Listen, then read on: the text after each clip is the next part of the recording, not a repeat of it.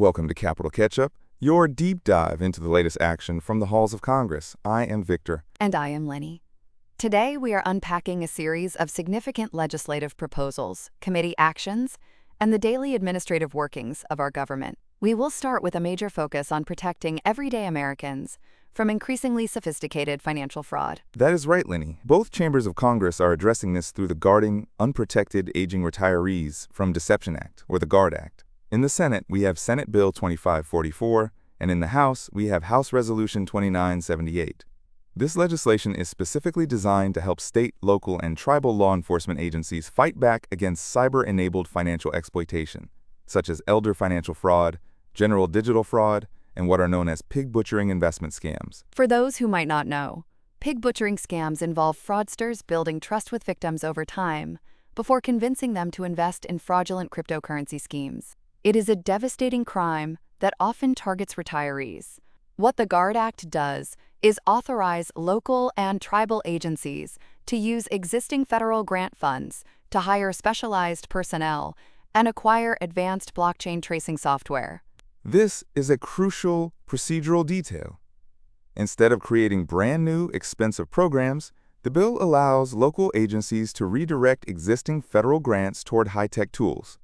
Blockchain tracing software allows investigators to follow the digital ledger of cryptocurrency transactions, which is often where stolen retirement funds disappear.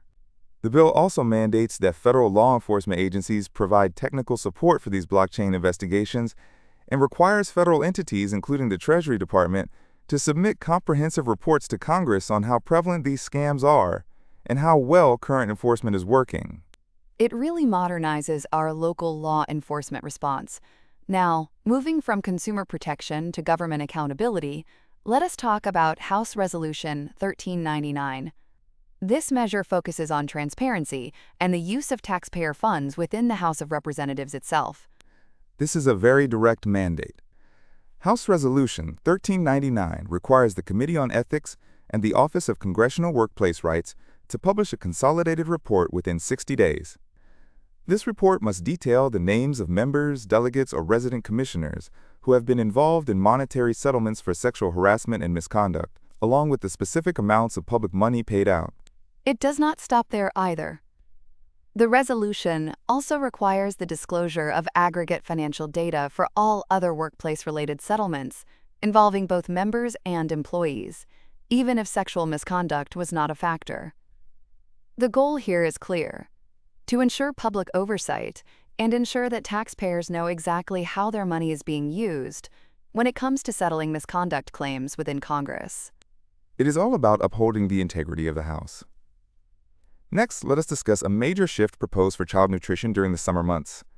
House Resolution 9587 is known as the Summer Meals Reach Act of 26. This bill proposes significant amendments to the Richard B. Russell National School Lunch Act. This bill aims to tackle a long-standing issue. When school is out for the summer, many children lose access to reliable meals. House Resolution 9587 looks to eliminate restrictive requirements by authorizing what is called non-congregate meal service. In plain terms, this means children do not have to eat their meals at a specific, crowded site. They can take the meals off-site to their homes. The bill also establishes universal eligibility for all children to participate in the program and prioritizes areas that lack traditional congregate meal services. It mandates that the federal government develop new regulations based on past demonstration projects to make these summer food programs much more flexible. Let us run through several other notable bills introduced in the House. First, there is a strong focus on environmental and consumer safety with two related bills. House Resolution 9593 amends the Federal Food, Drug, and Cosmetic Act to prohibit food packaging that contains intentionally added PFAS, which are perfluoroalkyl or polyfluoroalkyl substances often called forever chemicals. And House Resolution 9594 takes a similar approach, banning the use of intentionally added PFAS in cosmetics. These bills represent a direct effort to remove these persistent chemicals from everyday consumer products. We also see legislation addressing national security and space. House Resolution 9592 authorizes the Secretary of State to take actions to counter and reduce threats to the space security of the United States. and requires regular consultations with Congress on these space threats. On the domestic front, House Resolution 9596 aims to remove educational barriers to federal employment for workers who are skilled through alternative routes. This could open up federal jobs to individuals who have the skills but might lack traditional college degrees. In international trade, House Resolution 9601 directs the United States Trade Representative to initiate investigations under Section 301 of the Trade Act of 1974. Specifically, they want to determine whether foreign countries, including Canada, have stopped importing and distributing United States alcoholic beverage exports in an actionable way. A Section 301 investigation is a formal procedure used to determine if foreign trade practices are unfair or violate trade agreements, which could lead to retaliatory measures. There are also some very specific local and administrative bills. House Resolution 9598 prohibits the use of federal, state, foreign, or private funds to install permanent fencing around Lafayette Square in Washington, D.C. Meanwhile, House Resolution 9591 focuses on improving the response to and preparation for extreme temperatures in federal correctional facilities, which is a major issue for both inmates and staff. For healthcare, House Resolution 9599 aims to strengthen the 340B drug discount program, which helps low-income patients access affordable medications. And we have several commemorative and historical bills.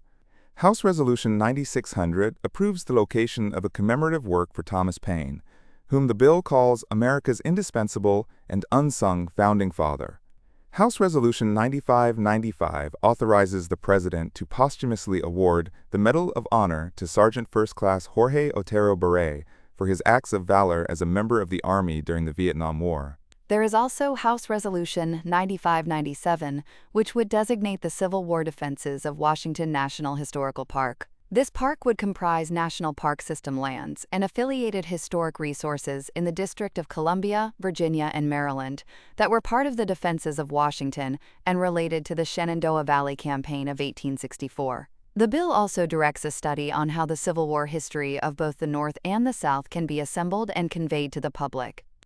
Now, let us look at the administrative side of things by examining the Congressional record from July 6, 2026. The House convened for a brief session that day.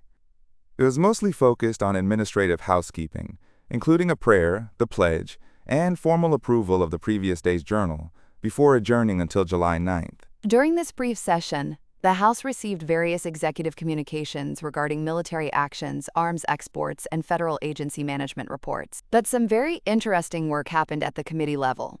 The Judiciary Committee reported out two major items. First, bills concerning lifetime injunctions for crime victims.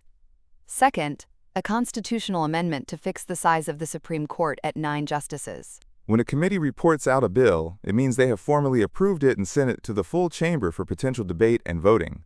A constitutional amendment to fix the Supreme Court at 9 justices is a major structural proposal that would require a high threshold of support to advance. As we wrap up today's episode, here is what our listeners should watch out for in the coming weeks. Keep an eye on the 60-day deadline for the Ethics Committee's report on sexual harassment settlements under House Resolution 1399.